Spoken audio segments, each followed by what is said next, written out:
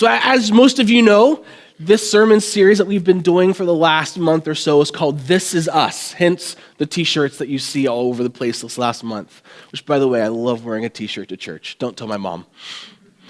We started out this series by looking at the vision and mission of our church, to bring in, to deepen, to send out.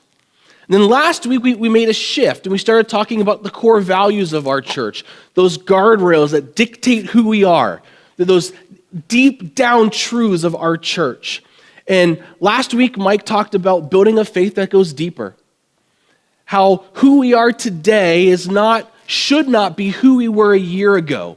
We should be deeper. We should be closer with God now than we were then. And who we are in a year should be different than who we are now. We should continue to strive for that deeper relationship. We do that through reading the Bible, through prayer, through the spiritual disciplines, through communing together. And through those processes, the Spirit of God works within us to sanctify us, to draw us closer. Today we're continuing the second of 4 of our core values. And today's value is live connected in community. Our church is to be a people who live together, connected in community. The basic premise is that you don't have to navigate this life alone. We're supposed to journey together with others who are living their faith and sharing their story.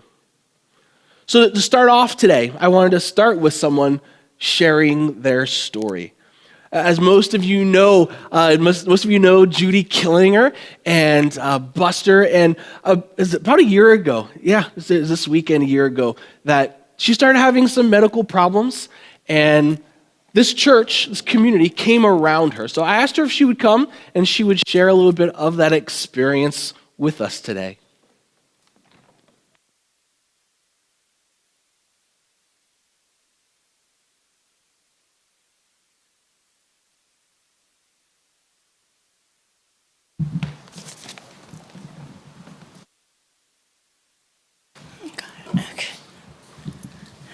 Good morning. Yes, it was just a year ago today. It was Memorial Day Sunday of last year, and it was a hot, sunny day, like it should be on Memorial Day weekend. It wasn't cool and rainy. I remember because I spent that day lying in the ER over at St. Joe's. As I was dressing for church that morning, I fell and fractured a vertebrae. And fortunately, no surgery was recommended, but the fracture just needed time and rest to heal, about 8 to 12 weeks of rest. And I've never been good at rest, especially at the beginning of the summer when my flower gardens are beckoning me and there's weeds to be pulled. And as the days went by, I realized just how inactive I needed to be for this to heal. And how would I care for my gardens? How would I pull the weeds all summer? How would I clean my house? Because of a previous back injury, Buster can't vacuum, so I'm the vacuumer, and the vacuumer was on her back. So the church immediately began reaching out with prayer, meals, visiting, and they wanted to know how else they could help. Weeding our gardens and vacuuming our house. They sure did. For the next several weeks, delicious dinners were provided, along with the added bonus of a visit with whoever dropped off the meal. Since I was now pretty much homebound, phone calls, texts, and cards from our church family began pouring in, along with offers to help with whatever our needs were. Over the last summer, about a dozen different people from community vacuumed our house. Several came to pull weeds from the garden, and they would often bring lunch when they came so we could have a time of visiting too. Our then 8-year-old grandson, Jack, was scheduled for a week at Camp My Mom's house last June. And could that still happen? And yes, thanks to Community Church, that happened because several young moms brought their kids over. They came to visit me. They brought their kids to play with Jack. So he had a wonderful time. Our church came around us and provided for all of our needs. You truly were and are our family, and we couldn't have done the last year without you. We also found there's no limit to your love.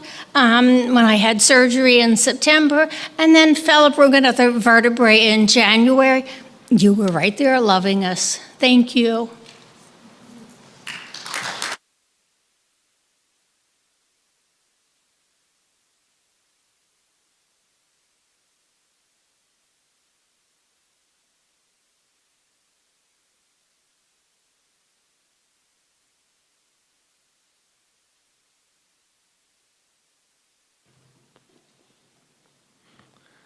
No fewer than 12 people went to their house to vacuum. I don't know about y'all's. My house, I don't vacuum. So we bought a robot to do it for us. So I'm in charge of IT. Bought a robot, exactly. But that's the family. That's the community that came around Judy. And I chose Judy, but I know there are others that have very similar testimonies because of this community. So I wanted to start off with that. Now let's talk a little bit about how do we get that community? Where does that come from? That doesn't just happen. And there are three different postures of community that we're going to talk about today. And the first is that community is an intentional posture of devotion. And by this, I mean that community doesn't happen on accident. To be a part of a community, we must be intentional about creating the community that we want. And I believe, as Britt read earlier, we see that in Acts, and we also see it in Acts 2, 42 through 47. It says this, and as I read this, I want you to focus on the verbs, those action words that the early believers did. Here's what Luke writes. All the believers devoted themselves to the apostles' teaching and to fellowship and to sharing in meals, including the Lord's Supper, and to prayer. A deep sense of awe came over them all, and the apostles performed many miraculous signs and wonders. And all the believers met together in one place and shared everything they had. They sold their property and possessions and shared the money with those in need. They worshiped in the temple together every day, met in the homes for the Lord's Supper, and shared their meals with great joy and generosity, all the while praising God and enjoying the goodwill of all the people. And each day, the Lord added to their fellowship those who were being saved. So this passage starts off with the fact that the believers were devoted to teaching, to fellowship, and hospitality. And notice that most of this doesn't happen at a Sunday morning worship gathering. This intentionality, this devotion to each other happens the rest of the week. In homes, in the community, in places of worship as well, but outside of that. So what does this word devotion mean? Devotion, according to Merriam-Webster, is an intense love, loyalty, or dedication to a person, cause, or belief. An intense love, loyalty, or dedication. So as I was thinking through this word, it made me wonder, what is it that we are devoted to? What do we have that intense loyalty to? For those who are married, I hope one of the first things that come to your brain is your spouse. That intense love and loyalty and dedication. For me, obviously, the next place I went was sports teams. Loyally devoted to the Chicago Cubs, win, lose, or the Baltimore Orioles, or Go Blue, University of Michigan. I want Mike to like me, so I have to keep saying that. I hope most of us are devoted to reading our Bible daily and to communing with God in prayer.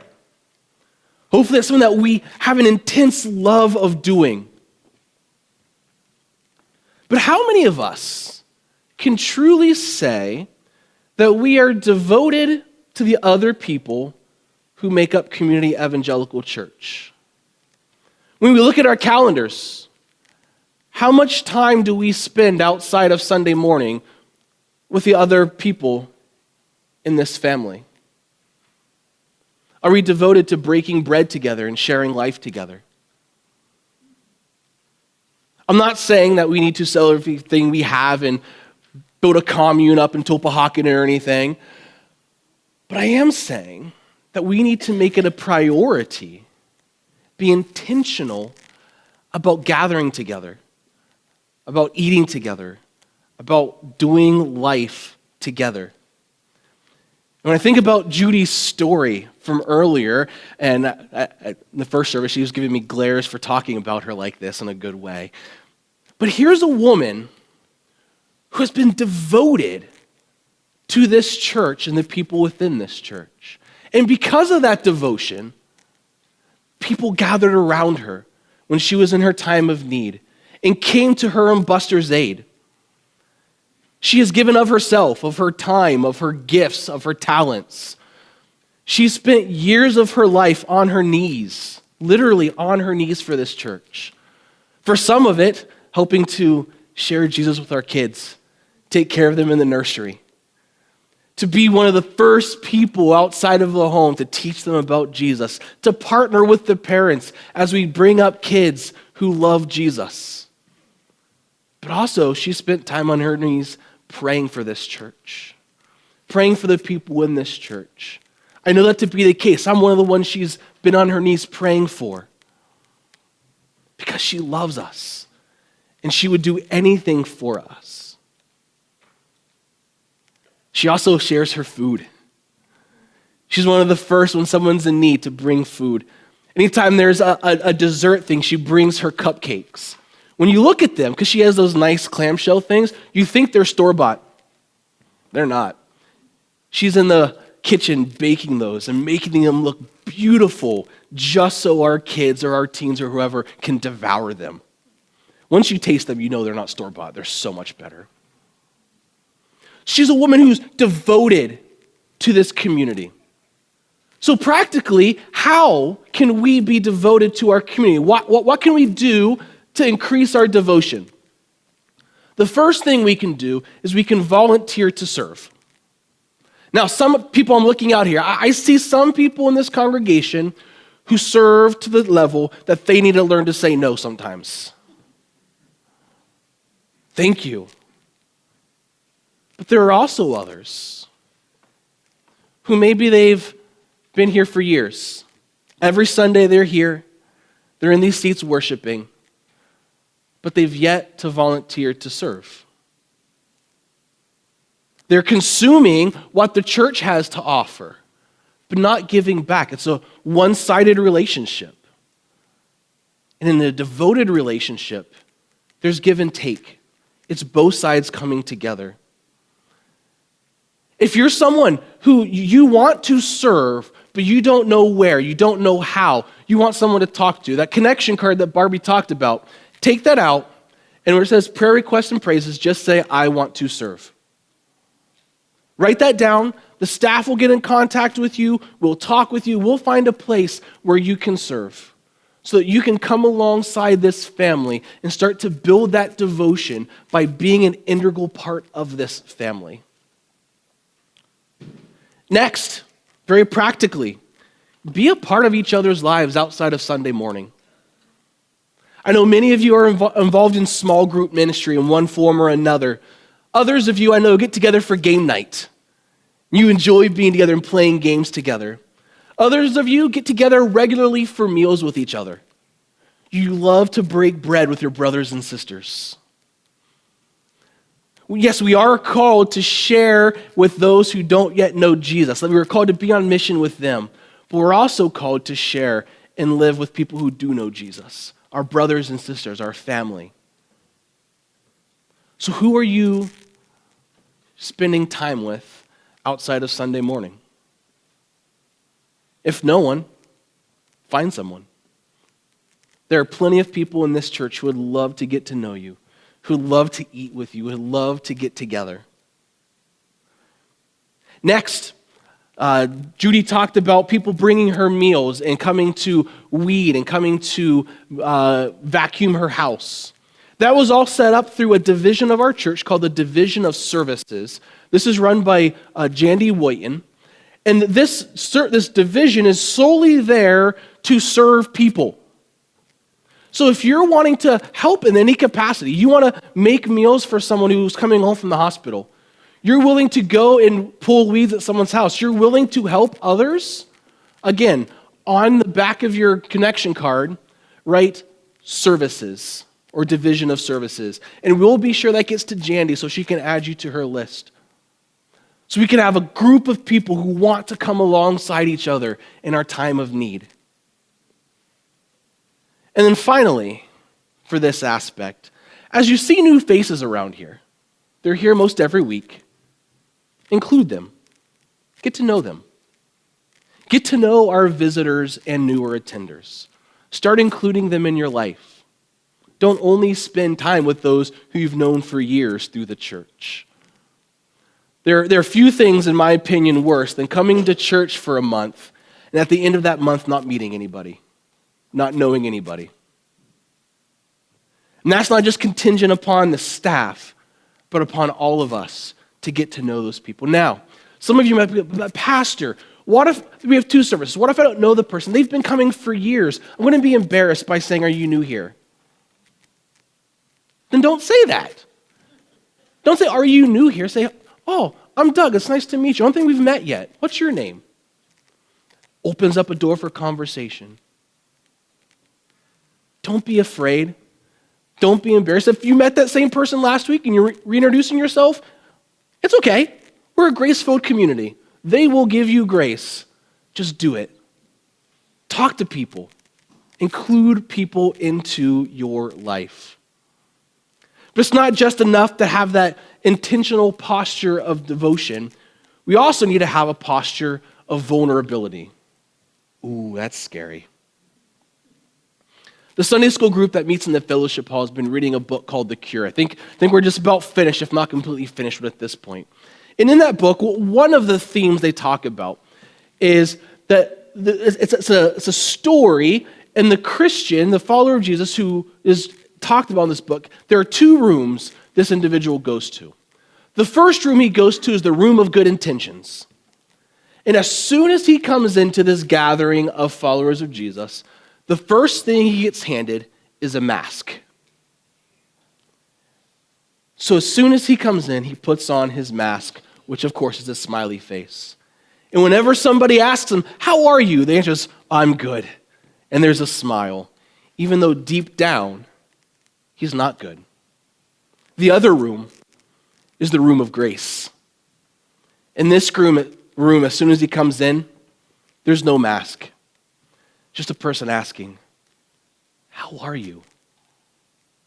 With sincerity, wanting to hear, wanting the truth about how they really are, being vulnerable with others.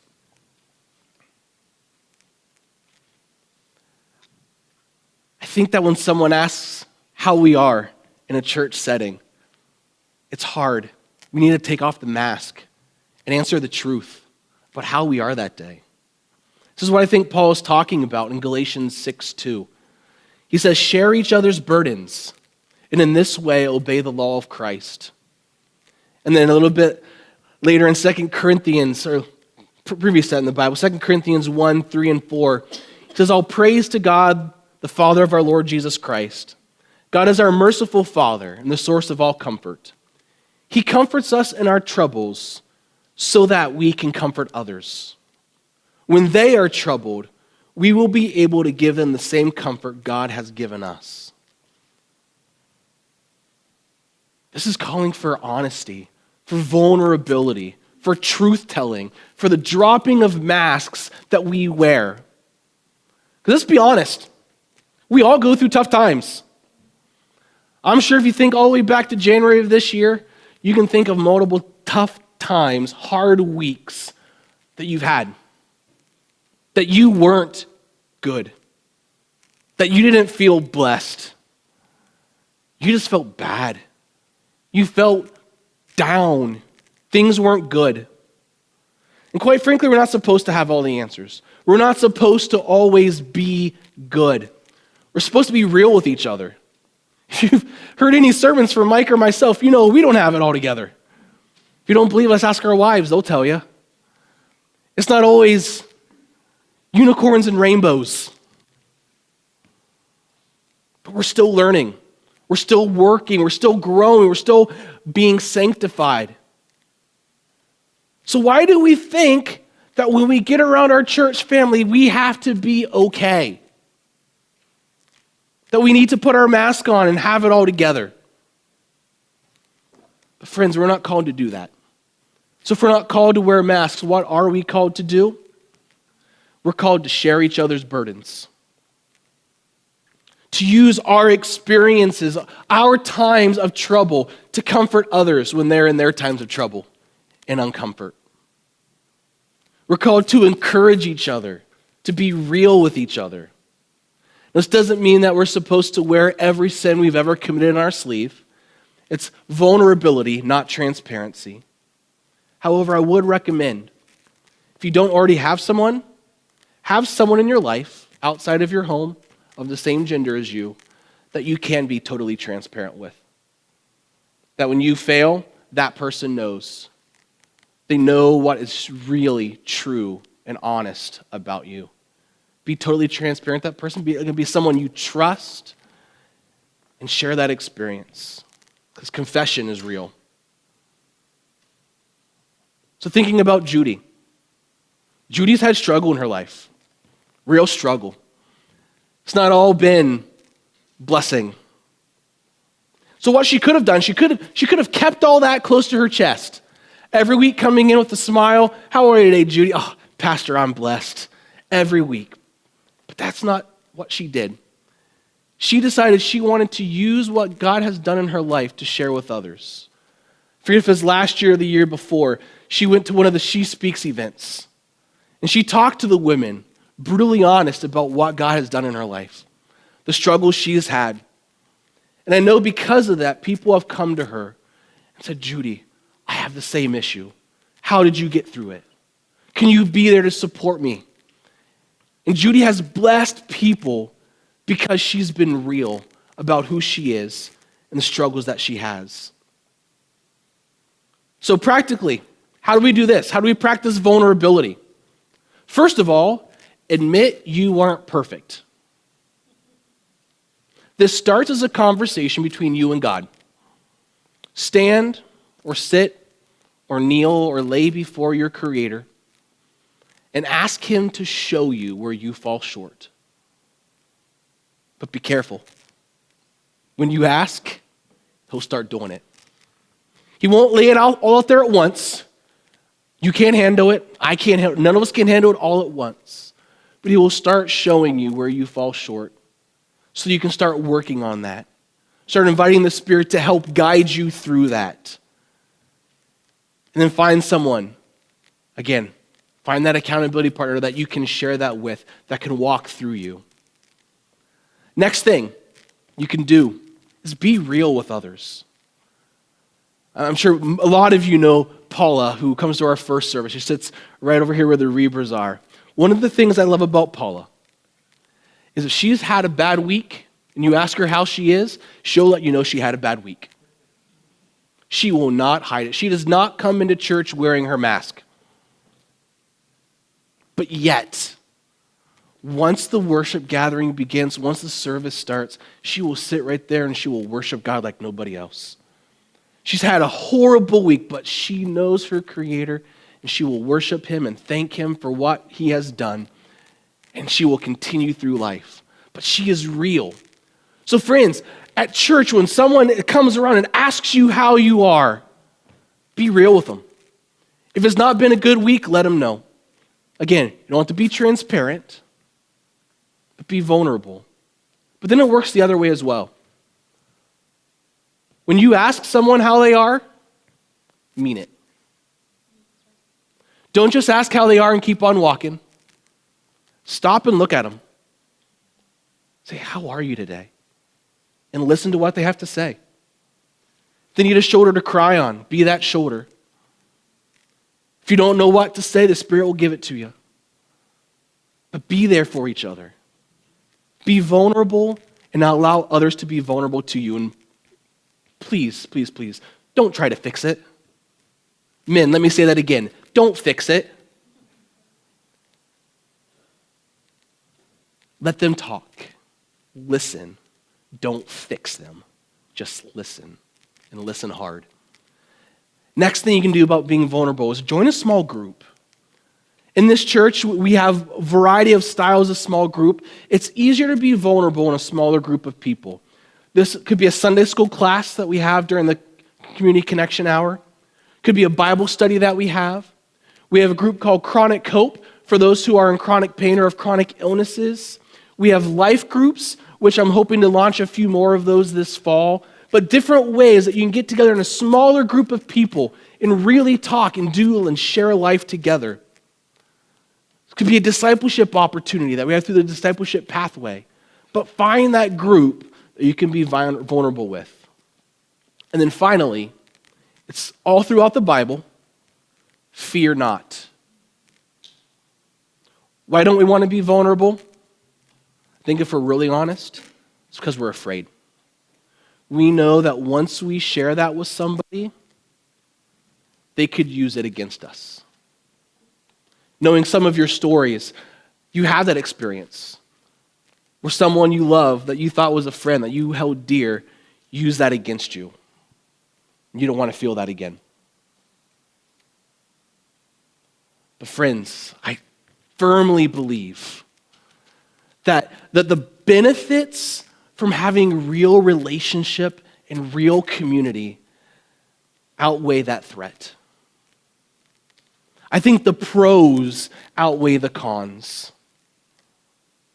I know personally there are at least a dozen people in this church that I could call anytime, night or day, that would drop whatever they're doing to come to my aid. And they know I would do the same for them as well. That doesn't happen by accident. That happens through an intentional relationship building, by being vulnerable, by being real with each other, by knowing each other's real self, by trusting.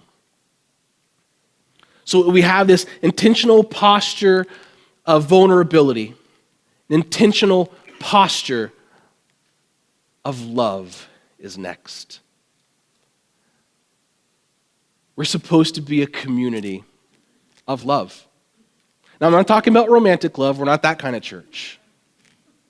But a godly love that truly puts the other person first. Here's what Paul says in Colossians 3, 12 through 17. Since God chose you to be the holy people he loves, you must clothe yourself with tender-hearted mercy, kindness, humility, gentleness, and patience.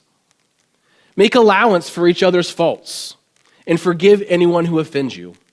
Remember, the Lord forgave you, so you must forgive others. Above all, clothe yourselves with love, which binds us all together in perfect harmony. And let the peace that comes from Christ rule in your hearts. For as members of one body, you are called to live in peace. And always be thankful. Let the message about Christ and all its richness fill your lives. Teach and counsel each other with the wisdom he gives. Sing psalms and hymns and spiritual songs to God with thankful hearts. And whatever you do or say, do it as a representative of the Lord Jesus, giving thanks through him to God the Father. And then Peter, as he normally does, says it much more succinctly in 1 Peter 4:8. Most important of all, continue to show deep love for one another, for love covers a multitude of sins. We're called to love each other, friends. Now here's the secret. Pastors aren't supposed to talk about this. There are times where you're not going to like me. There might be things that I say or things that I do that for a season you might not like me. The real secret is there are times where you're going to do and say things that are going to make me not like you very much. Maybe a couple days, maybe a week, hopefully not much longer than that. But friends, we're humans. We have disagreements. We're not going to always like each other. But that does not give us an excuse to stop loving each other. Even that season where we dislike, where we have animosity perhaps, we are still called to defend each other, to build each other up, to keep each other before God in prayer, to encourage each other, and all around to have each other's backs. So what is this love? Right? What is this love that they're talking about here? Well, I'm glad you asked that question. Because believe it or not, the Bible answers it.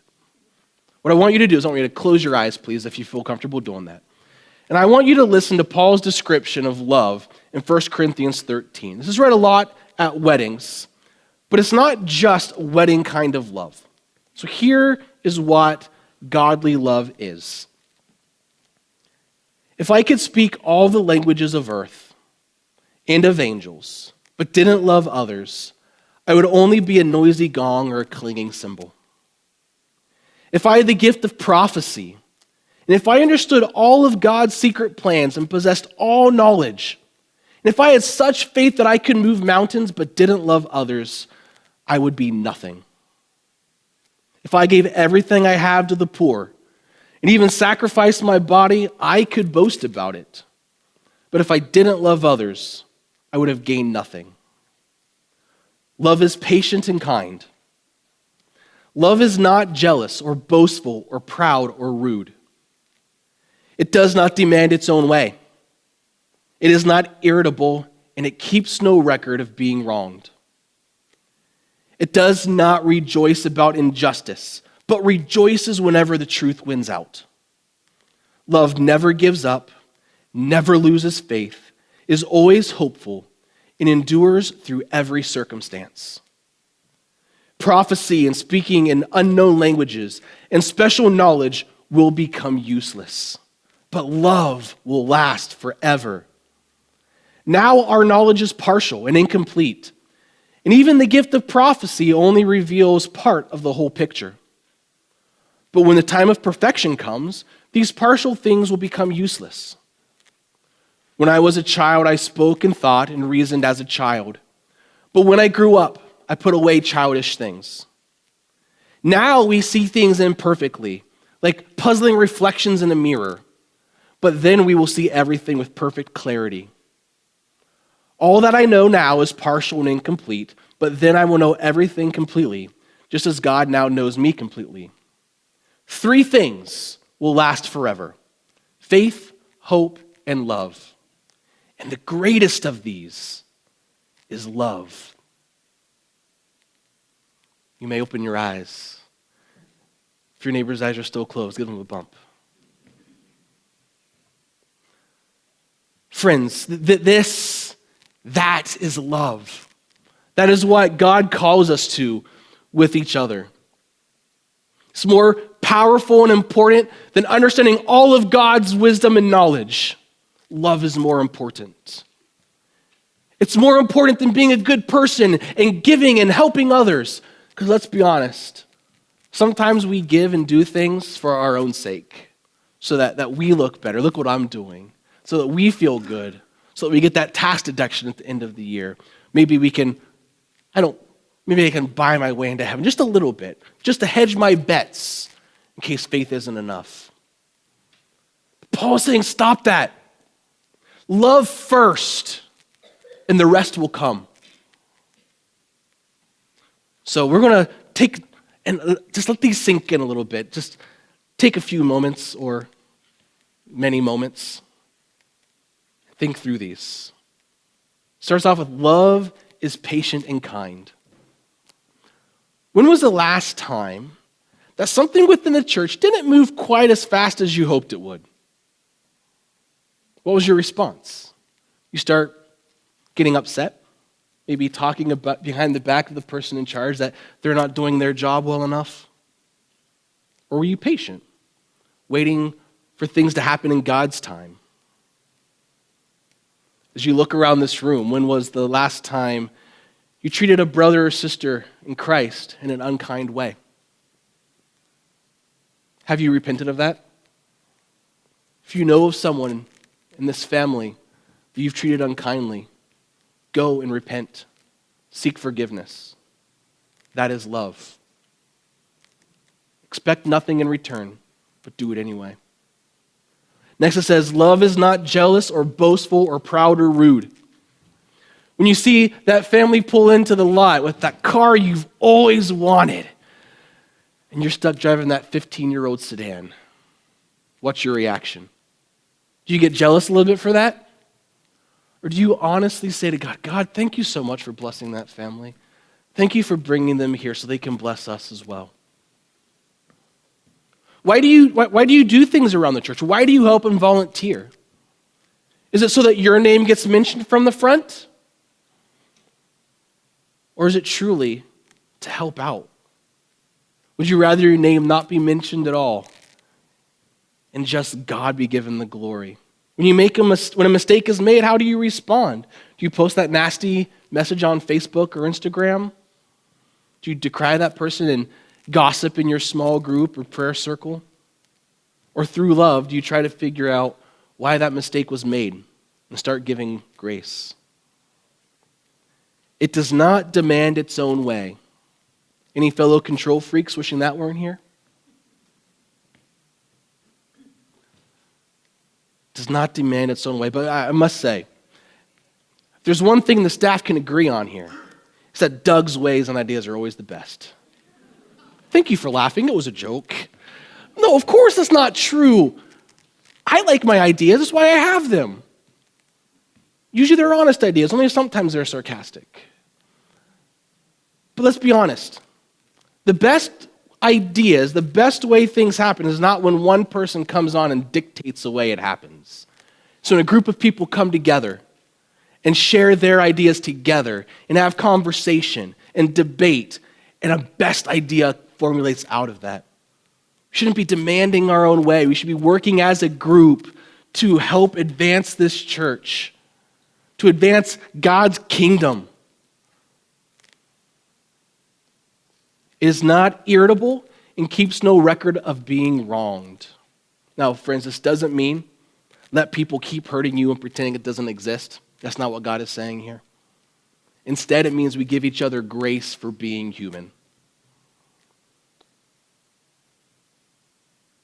We have to believe that people can change through the power of the Holy Spirit. Not change to be better the way that we want them to be, but change to be more like God.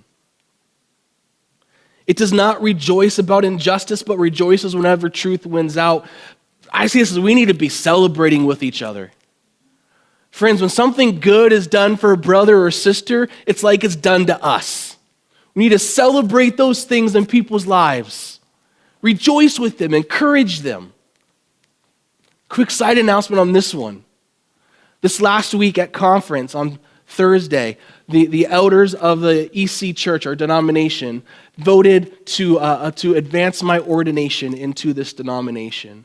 So I want to invite you all, as my family, as my congregation, my brothers and sisters, if you're available on July 11th, which is in a couple months, it's a Saturday at 2 p.m., is an ordination ceremony here in this building, in this sanctuary, so I can be ordained to the denomination.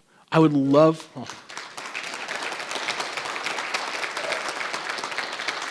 Thank you.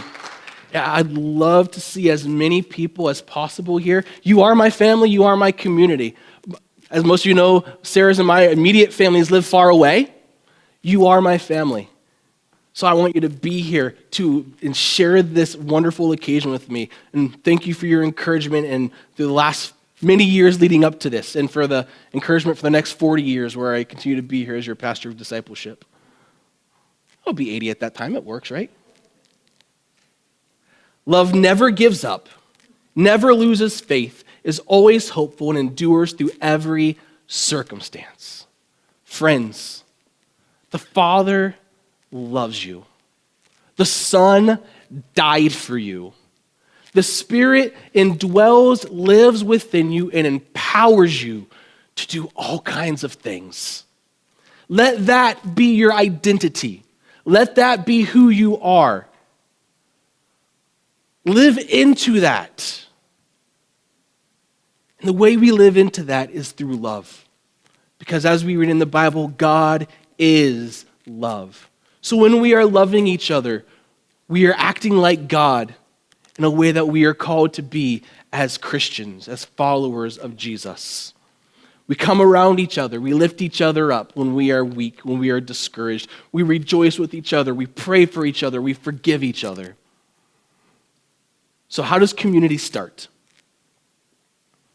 It starts with each and every person making the decision that community matters. It means being brave and stepping into somebody else's life and allowing them to step into your life. It means getting connected. It means volunteering and serving. Not for what you will get out of it, but solely for the reason that it makes the community, the family, stronger. Because friends, our church, Community Evangelical Church, our community will not be at its best until each and every one of us is fully invested in this community. As long as someone is okay with just coming to church on a Sunday, sitting in their seat, singing a few songs, listen to somebody talk at them for 40 minutes or 50 minutes or however long it is. As long as that happens, our community is being deprived of being a true, full community. Friends, we need you. Each and every one of you is important to this community. So friends, stop trying to navigate life alone. Start journeying together with others who are living in their faith and sharing their story where they live, learn, work, and pray.